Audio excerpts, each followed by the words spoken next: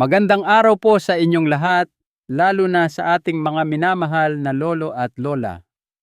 Ako po si Dr. Benigno Manlapas. Alam ko po na madalas ninyong naririnig ang tungkol sa turmeric o luyang dilaw. Pinag-uusapan ito sa mga morning show, sa telebisyon, sa radyo, at mababasa rin sa mga health blog. Pero ang tunay na tanong para sa ating mga kalalakihan at kababaihan na nasa edad 60 pataas, ano ba talaga ang nagagawa nito? Ito nga ba ang gintong susi para maibsan ang pananakit ng mga naninigas na kasukasuan tuwing umaga? Kaya ba talaga nitong pataasin ang inyong enerhiya para magawa nyo pa rin ang mga proyekto sa garahe o makipaghabulan sa inyong mga apo? O baka naman, nagsasayang lang kayo ng pera sa isa na namang uso na health pad.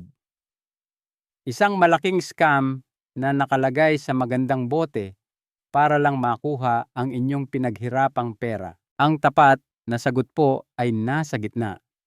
At medyo mas komplikado ito kaysa sa simpleng oo o hindi. Pero heto ang isang napakahalagang paalala. Isang impormasyon na madalas ay hindi nalalaman ng karamihan. Ang simpleng pagwiwisik ng luyang dilaw na powder sa inyong hapunan ay parang pagtatangkang ayusin ang makina ng sasakyan na palyado sa pamamagitan lang ng paghuhugas at pagwax ng hood o kaha nito. Maaaring maganda itong tingnan at pakiramdam nyo ay may ginagawa kayong mabuti, pero wala po itong nagagawa para ayusin ang tunay na problema na umaandar sa ilalim. Kung gusto nyo ng resulta, yung tipong mararamdaman nyo na nabawasan ang paninigas kapag tumatayo kayo sa silya, mas malinaw na pag-iisip sa hapon, at yung klase ng matatag na lakas na akala nyo ay tuluyan nang nawala, kailangan ninyong maintindihan kung paano ba talaga gumagana ang sinaunang pampalasa na ito sa loob ng inyong katawan. At iyan mismo ang hihimayin natin ngayong araw. Tatalakayin natin kung ano talaga ang nangyayari sa inyong katawan kapag uminom kayo ng turmeric sa tamang paraan sa loob ng 30 araw. Paano ilalabas ang tunay na potensyal nito at ang pinakamahalaga, ang mga karaniwang pagkakamali na nag-aaksaya ng pera, kaya maraming tao ang sumusuko at nagsasabing hindi ito umepekto sa akin. Kaya manatili po kayo sa akin dahil ang mga simpleng katotohanan na ating pag-uusapan ay gagawa ng malaking kaibahan. Una, kailangan nating linawin ang isang malaking punto na madalas binabalewala. Hindi po ito tungkol sa kung gaano karaming turmeric ang inyong iniinom. Pwede kayong kumain ng 1 kutsara nito araw-araw at wala pa ring makikitang resulta. Ang tunay na sikreto, ang susi na nagbubukas sa lahat, ay ang pag-intindi sa paglalakbay nito sa loob ng inyong katawan. Ito ay tungkol sa pagsisiguro na makakarating ito sa mga espesipikong destinasyon kung saan ito makakapagtrabaho. Alam nyo po, marami sa atin ang may napakasimpleng pananaw kung paano gumagana ang mga suplemento at sustansya. Akala natin kapag inilagay natin sa ating bibig ng nginuya at nilunok, ay opisyal na itong nasa loob ng ating katawan at handa ng gumana. Pero iyan po ay isang malaking maling akala. At ito ang pangunahing dahilan kung bakit maraming tao ang naiinis at walang nakikitang resulta sa kanilang mga pagsisikap. Para maintindihan ito, gusto kong isipin ninyo ang inyong buong sistema ng panunaw, ang inyong tiyan at mga bituka. bilang isang mahabang nakapulupot na garden hose na nakalatag sa inyong bakuran. Ngayon, porket may tubig na dumadaloy sa loob ng hose na iyon, ay hindi ibig sabihin na nadidiligan na ang inyong mga paboritong rosas o ang inyong taniman ng gulay. Hindi ba ang tubig ay makakatulong lang sa inyong mga halaman kung talagang makakalabas ito sa maliliit na butas ng hose at sipsipin ng lupa? Ang inyong bituka ay eksaktong katulad ng hose na iyon. Kapag kumain kayo ng turmeric, nasa loob ito ng tubo pero hindi pa ito talaga nasa bakuran ng inyong katawan kung saan pwede nitong palakasin ang inyong mga cells. Para may magawa itong mabuti, kailangan nitong masipsip o na maabsorb sa mga pader ng hose na iyon at makapasok sa inyong sistema. Mula sa bituka, ang susunod na hinto sa paglalakbay ay ang inyong daluyan ng dugo o bloodstream. Pwede nyo itong isipin bilang network ng mga kalsada at highway katulad ng EDSA o NLEX na tumatawid sa ating bansa. Pero kahit iyon ay hindi pa ang huling destinasyon. Ang daluyan ng dugo ay ang delivery highway lamang. Ang tunay na trabaho, ang tunay na mahika ay nangyayari kapag ang mga sustansyang iyon ay lumabas sa tamang exit at pumasok sa mga lokal na pabrika, ang inyong mga individual na cells. Sa loob ng bawat isa sa inyong trilyon-trilyong cells, naroon ang tunay na makinarya, ang DNA blueprints, ang mga planta ng enerhiya, ang mga assembly line na gumagawa ng proteins at lahat ng komplikadong sistema na nagpapatakbo sa inyo. Kung ang turmeric ay dadaan lang sa highway pero lalampas lang sa lahat ng exit at hindi papasok sa mga pabrika, hindi ito makakatulong sa inyo ng lubusan. At heto, ang unang malaki at matinding hadlang sa turmeric. Ang mga aktibong molekula sa turmeric, ang mga compound na gumagawa ng mabibigat na trabaho na tinatawag na curcuminoids, ay malalaki, mabibigat at fat-soluble o natutunaw sa taba. Isipin nyo sila bilang malalaking truck na sinusubukang dumaan sa isang napakakitid at mapiling gate. Ang inyong katawan ay nahihirapang ipalusot sila sa pader ng garden hose na iyon. Sa katunayan, sa regular na turmeric powder na nabibili nyo sa palengke o supermarket, ipinapakita ng mga siyentipikong pag-aaral na wala pang 1% o 1% nito ang nakakatawid mula sa inyong bituka papunta sa inyong dugo. Ibig sabihin, ang nakakagulat na 99% o higit pa ng inyong kinain ay dumadaan lang sa buong haba ng hose at lumalabas sa kabilang dulo nang hindi man lang napapakain ang inyong katawan. At lalo pang sumasama ang kwento.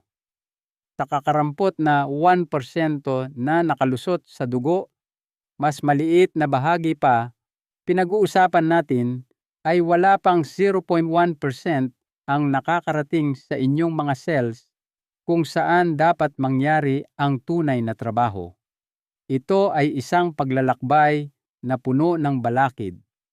At ito ang dahilan kung bakit maraming mga tatay at lolo ang pwedeng kumain ng tambak na turmeric at walang maramdamang pagbabago sa kanilang mga kasukasuan o antas ng lakas. Kaya ngayong araw, ang ating pangunahing misyon ay lutasin ang kritikal na problema sa delivery na ito. Aalamin natin kung paano dadalhin ang makapangyarihang compound na ito sa tamang mga lugar at makikita nyo kung bakit napakahalaga nito. Sundan natin ang kakarampot na 1% ng turmeric na nakalusot sa daluyan ng dugo. Ano ang sunod na mangyayari dito? Aba, ang inyong katawan ay mayroong napakasopistikadong security system.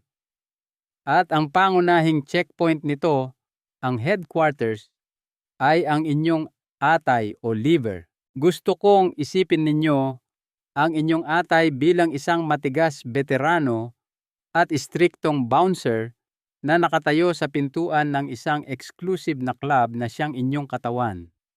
Ang trabaho niya ay inspeksyonin ang sinuman at anumang bagay na sumusubok pumasok. Nakita na niya ang lahat at ang pangunahing layunin niya ay protektahan ang club mula sa mga nanggugulo. Kapag ang malaki at fat-soluble na turmeric molecule ay humarap sa pinto, titingnan ng bouncer ang kanyang listahan at hindi niya ito makikilala. Wala ito sa approved guest list ng mga regular na nutrients. Kaya agad itong kinikilala ng atay bilang isang dayuhan, isang intruder o potensyal na nanggugulo. At ano ang ginagawa ng isang magaling na bouncer sa mga nanggugulo? Pinalalayas niya sila at ginagawa niya ito ng mabilis. Ang mga tauhan ng atay, ang mga specialized enzymes, ay mabilis na dadakmain ang turmeric molecule at lalagyan ito ng espesyal na tag na nagsasabing kailangan itong ilabas agad. Ang tag na ito ay ginagawang water-soluble ang turmeric para madali itong ma-flush out sa inyong katawan sa pamamagitan ng inyong bato o kidneys kapag kayo ay umihi. Ang buong prosyong ito ay napaka-episyente at tinatawag itong first pass metabolism. Dahil ang atay ay dinisenyo para hulihin at alisin ang karamihan ng mga dayuhang sangkap sa unang pasada pa lang nila sa checkpoint. Parang bouncer sa pinto ng club na agad at walang pasabing itinatapon sa labas ang sinumang hindi kabilang bago pa man sila makahakbang sa loob. Kaya ang dapat tandaan para sa regular na turmeric ay ito 99% ay hindi man lang nakakaabot sa pinto ng club. Ang 1% na nakakalusot ay halos agad ding itinatapon ng bouncer. Ito ang simpleng biolohikal na dahilan kung bakit ang inyong mga pagsisikap ay maaaring nabibigo. Ngayon, malamang ay narinig nyo na ang karaniwang payo mula sa isang kaibigan o health guru sa online. O kailangan mong lagyan ng paminta o black pepper. Sa mahabang panahon ito ang pinakasikat na solusyon.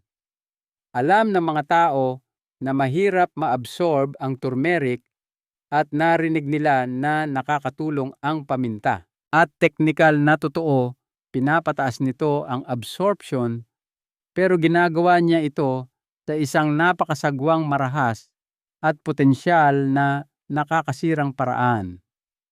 Ang pagdaragdag ng paminta ay maaaring magpataas ng dami ng nakakalusot mula sa bituka papunta sa dugo, mula sa kakarampot na 1% hanggang sa mga 5% o 8%. Sa ibabaw mukhang magandang improvement iyon. Pero kung paano niya ito nagagawa ang tunay na problema, bumalik tayo sa ating analohiya ng inyong bituka bilang isang matibay na pader na gawa sa laryo o bricks. Ang mga laryo ay ang inyong intestinal cells at pinagdidikit sila ng napakatibay na semento na tinatawag na tight junctions. Ang mga dugtungang ito ay dinisenyo para hayaan lang ang mga espesipiko at aprobadong nutrients na dumaan sa mga binabantayang gate. Ang black pepper ay naglalaman ng compound na tinatawag na piperine na umaasta parang isang kemikal na maso o sledgehammer. Hindi ito magalang na nagbubukas ng gate. Pinahihina at sinisira nito ang semento sa pagitan ng mga laryo, lumilikha ng mga bitak-puwang at butas sa inyong pader na pananggalang. Oo, mas maraming malalaking turmeric molecules ang makakalusot sa mga bagong bitak na ito. Pero heto ang matinding panganib. Kung nakakalusot ang turmeric, ano pa ang ibang nakakalusot kasama nito? Sa pamamagitan ng parehong mga bitak, ang mga hindi kanais-nais at mapanganib na sangkap ay pwede ring tumakas mula sa inyong bituka direkta sa inyong dugo.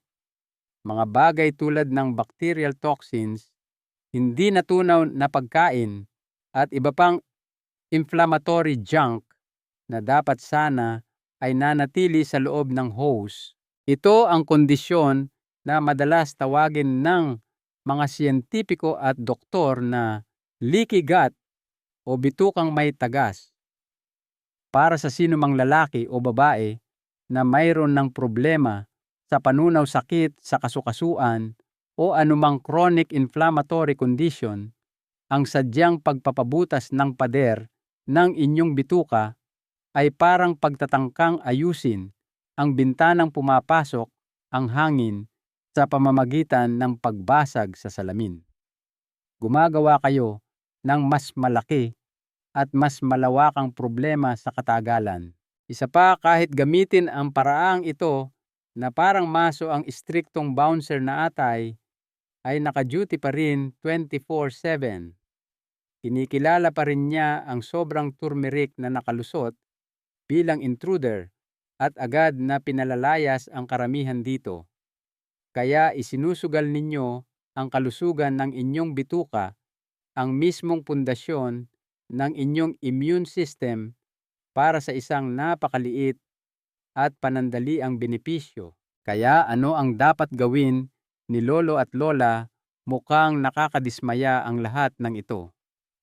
Sa kabutihang palad, ang modernong siyensya sa pamamagitan ng pagmamasid kung paano gumagana ang kalikasan ay nakatuklas ng isang mas matalino, mas elegante, at higit na mas epektibong paraan. Ito ay talagang isang game changer.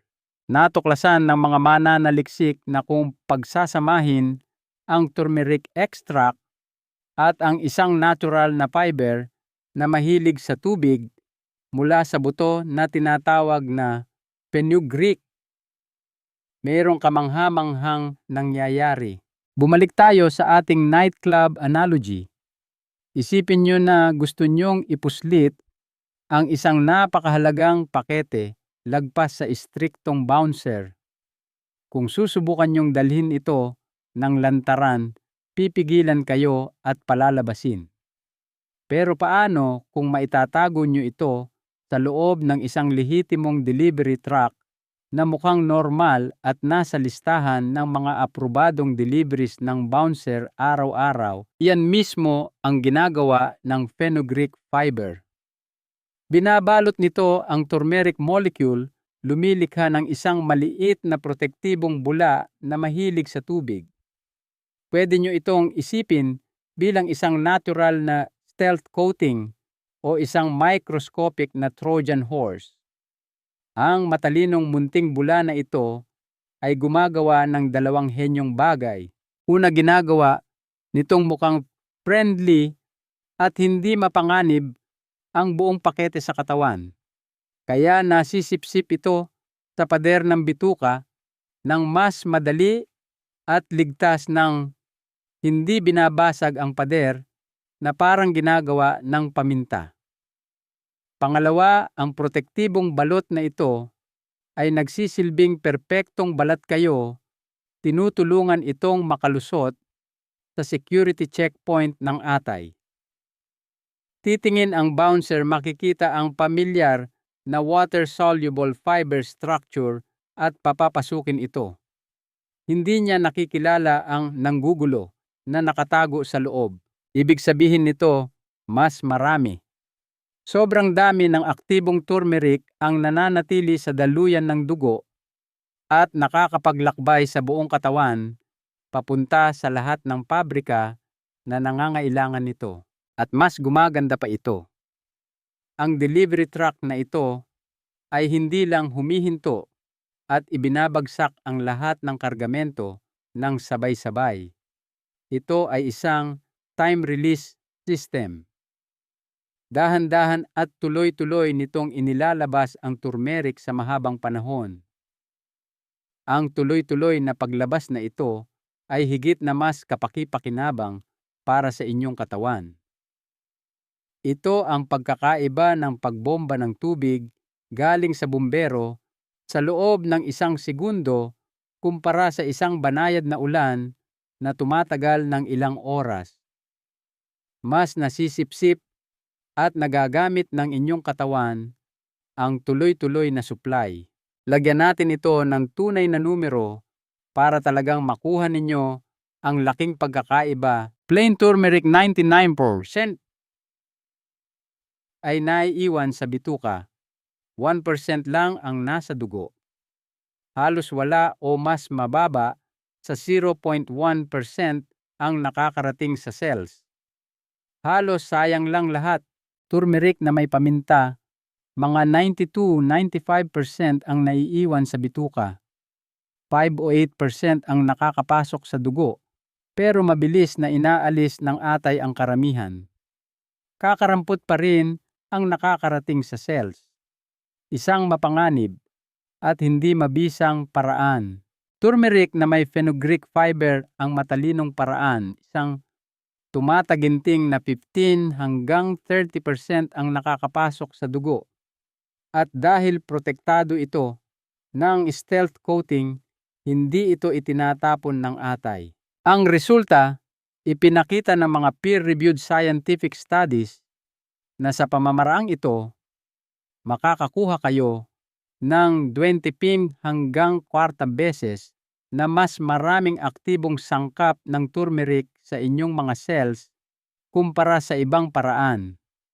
Ito ang pagkakaiba ng pagsigaw sa isang nakakandadong pintong bakal kumpara sa paghawak ng master key na nagbubukas dito ng walang kahirap-hirap.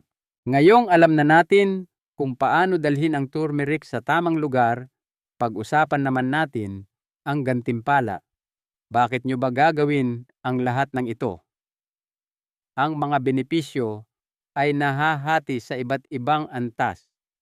At habang mas lumalalim ang naaabot ng turmeric, mas nagiging makapangyarihan at kapansin-pansin ang mga resulta. Level 1. Ang mga benepisyo sa inyong bituka. Una, huwag nating tuluyang balewalain ang 99% ng regular na turmeric na nananatili sa bituka. Wala ba itong silbi? Hindi naman po. Sa loob ng libu-libong taon, ganito ginamit ng mga tao ang turmeric. At mayroon itong tunay na halaga dyan mismo sa inyong sistema ng panunaw. Gumagana ito bilang prebiotic na isang sosyal na salita para sa pagkain ng inyong good bacteria. Kasabay nito, tumutulong itong kontrolin ang mga bad bacteria na nagdudulot ng problema. Isipin nyo ang sarili nyo bilang isang masipag na hardinero sa loob ng inyong katawan. Nagbibigay kayo ng pataba para sa magagandang halaman at binubunot ang mga damo. Ang mas malusog na balanse ng bakterya sa tiyan ay nangangahulugan ng mas maayos na panunaw, mas kaunting hangin o kabag, at mas kaunting pakiramdam ng pagiging bloated pagkatapos kumain. Tumutulong din itong patibayin ang pader ng inyong bituka na siya namang nagbabawas ng pamamaga na madalas nagsisimula dyan mismo sa digestive tract. Maraming modernong problema sa kalusugan na kinakaharap nating mga nasa edad mula sa masakit na kasukasuan, makakaliting isip hanggang sa mood ay pwedeng ugatin sa hindi malusog at namamagang bituka. Kaya ang paggamit ng plain turmeric o magandang curry powder bilang pampalasa sa inyong pagluluto ay isang napakaganda at murang paraan para suportahan ang inyong kalusugan. Gustong-gusto ko itong gamitin at iminumungkahi kong gawin din ninyo. Huwag tipirin. Magandang simula ito para sa kahit sino. Level 2. Ang systemic benefits sa inyong dugo. Para sa dami ng turmeric na nakakapasok sa dugo, lalo na kung gagamitin nyo ang matalinong delivery method, nagsisimula itong magtrabaho bilang patrolman sa buong sistema nyo. Gumagana ito bilang isang makapangyarihang antioxidant. Isipin nyo ang proseso ng pangangalawang sa isang piraso ng bakal. Iyan ay oxidation. Isang katulad na proseso ang nangyayari sa loob ng ating katawan dulot ng mga free radicals. Ang mga antioxidants ay parang rust-proofer para sa inyong katawan. Tinatanggal ang mga nakakasirang particle na nagdudulot ng pagtanda at pagkasira ng cells. Mayroon din itong kapansin-pansing anti-inflammatory effect sa mga highway ng inyong katawan. Nakakatulong itong pakalmahin ang pamamaga na siyang dahilan ng maraming issue sa kalusugan pagtanda natin. Gayunpaman, ang mga benepisyong ito ay limitado pa rin dahil ang dugo ay highway lamang. Ang tunay na trabaho ay sa destinasyon. Level 3. Ang grand prize. Malalim na benepisyo sa loob ng cells. Ito na yon. Ito ang level na gumagawa ng lahat ng kaibahan. Dito nangyayari ang tunay na life-changing magic. Ito ang antas ng benepisyo na maaabot nyo lang gamit ang matalinong delivery system tulad ng fenugreek fiber method. Kapag ang curcumin ay nakapasok sa loob ng inyong cells, parang binibigyan nyo ang isang master engineer ng access sa main control panel ng inyong katawan. Sa loob ng bawat cells nyo, may mga genetic switch na kumokontrol sa lahat. Isa sa pinakamahalaga rito ay ang master switch para sa pamamaga o inflammation na tinatawag NF-kappa B. Gusto kong isipin ninyo ito bilang pangunahing fire alarm switch para sa buong katawan. Sa malusog na katawan, bumubukas lang ito kapag may totoong emergency tulad ng sugat o impeksyon. Pero dahil sa stress, maling pagkain at pagtanda, ang switch na ito ay pwedeng ma-stuck sa on position. Kapag nangyari iyon, lumilikha ito ng talamak at patuloy na pamamaga sa bawat sulok ng katawan na nagdudulot ng pananakit, paninigas at mga sakit. Ang curcumin ay may kakaibang kakayahan na pumasok direkta sa cellular control room at dahan-dahan ligtas na patayin o hinaan ang master fire alarm switch na ito. Hindi lang nito tinatakpan ang isang kampana sa isang kwarto. Inaayos nito ang ugat ng utos sa headquarters na nagiging sanhi ng daan-daang problema sa pamamaga sa buong katawan. Sabay nito, may ginagawa pa itong isang kamangha-manghang bagay. Hinahanap nito ang isa pang master switch na tinatawag na NRF2 at binubuhay ito o on. Isipin nyo ito bilang master switch para sa inyong sariling internal protect, repair at clean up crew. Ang pagbuhay sa switch na ito ay parang pag-activate ng isang deep cleaning at renovation service para sa inyong cells. Pinalalakas nito ang inyong natural na antioxidant na glutathione at pinalalakas ang detoxification system. Kaya sa simpleng salita, ang matalinong anyo ng turmeric na ito ay gumagawa ng dalawang napakahalagang bagay. Hinihinaan ang alarma ng pinsala at pinalalakas ang sistema ng pagkukumpuni. Hindi lang ito nagtatapal ng butas sa bubong. Pinapatibay nito ang buong pundasyon ng bahay. Ang malalim na aksyong ito sa cells ang nagdadala ng mga resulta na hinahanap natin habang tayo ay nagkakaedad. Matinding ginhawa sa pamamaga. Ito yung masarap na pakiramdam ng paggising sa umaga na nakakabangon kayo sa kama nang walang iniindang sakit at aray. Yung nakakayuko para itali ang sapatos ng walang kirot sa likod. Yung kaya nyong magtrabaho sa hardin, maglakad kasama si Mrs. o Mr. o maglaro ng golf nang hindi napipilay ng 3 araw. Proteksyon sa utak. Ang curcumin ay isa sa mga pwedeng tumawid sa blood-brain barrier. Nilalabanan nito ang pamamaga sa utak na sanhi ng brain fog at pagkalimot.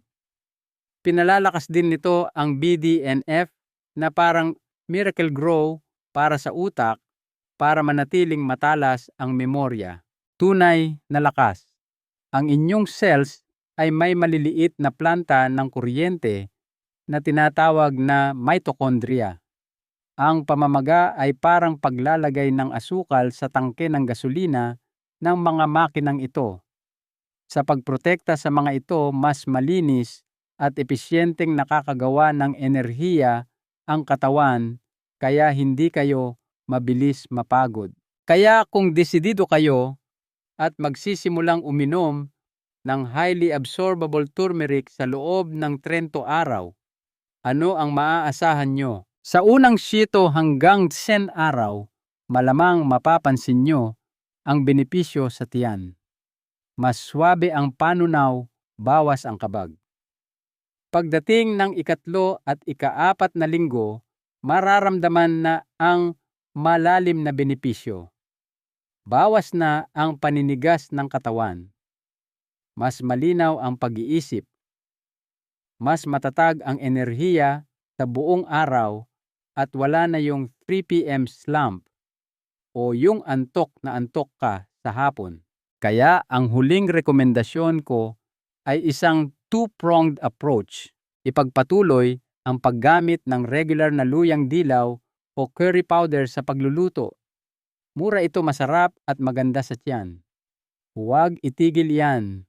Kung seryoso kayo sa pagtanggal ng pamamaga sa buong katawan at proteksyon sa utak, hanapin ang mataas na kalidad na turmeric supplement na partikular na gumagamit ng fenugreek-based delivery system. Basahin ang label para sa mga salitang tulad ng fenugreek, colloidal o mga patented formulas. Ito lang ang paraan para makarating ang gamot sa dapat nitong puntahan. Sa pamamaraang ito, makakakuha kayo ng higit na benepisyo kaysa sa pagkain lang ng spice. Kahit pa kumain kayo ng 1 kutsara, nito'y araw-araw habang buhay. Pero pakiusap, huwag lang maniwala sa akin basta-basta. Ang lohika ay simple. Kailangan mong dalhin ang gamit sa lugar kung saan kailangan ang trabaho. Ngayong naiintindihan nyo na ang problema sa delivery at ang solusyon ng siyensya, inaanyayahan ko kayong subukan ito sa loob ng 30 araw. Maging siyentipiko kayo ng sarili ninyong katawan. Pakiramdaman nyo ng mabuti. Pansinin ang maliliit na pagbabago sa lakas nyo sa umaga, ang pakiramdam ng tuhod nyo pagtayo at ang linaw ng isip nyo sa hapon.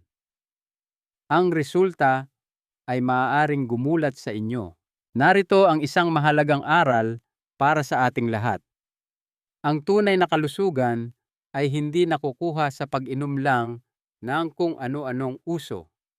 Ito ay nakukuha sa pag-intindi at pakikinig sa ating katawan. Huwag tayong basta-basta maniniwala sa mga milagro. Sa halip, hanapin natin ang tamang paraan na sinusuportahan ng tunay na siyensya para alagaan ang ating sarili. Ang katawan natin ay ang tanging tahanan na mayroon tayo, kaya alagaan natin ito ng tama. Kung nakatulong sa inyo ang detalyadong paliwanag na ito, magugustuhan nyo ang susunod nating video kung saan tatalakayin natin ang isa pang karaniwang mito sa kalusugan at ibibigay ang totoong katotohanan. Para tunay na mahawakan nyo ang inyong kalusugan, siguraduhing mag-subscribe sa ating channel, i-click ang notification bell, at i-share ito sa inyong mga kapamilya at kaibigan. Maraming salamat po